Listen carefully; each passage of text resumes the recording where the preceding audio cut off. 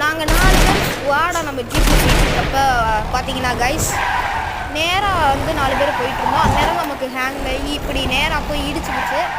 So இடித்ததுனால நேராக நம்ம வண்டி ஓட்டிகிட்டு போயிட்டோம். அந்த நேரத்தில் எனக்கு என்னோடய எஃப்எஃப் சென்சாரில் 3rd லெவல் பேக் இருக்கிறதா காமிச்சிச்சு.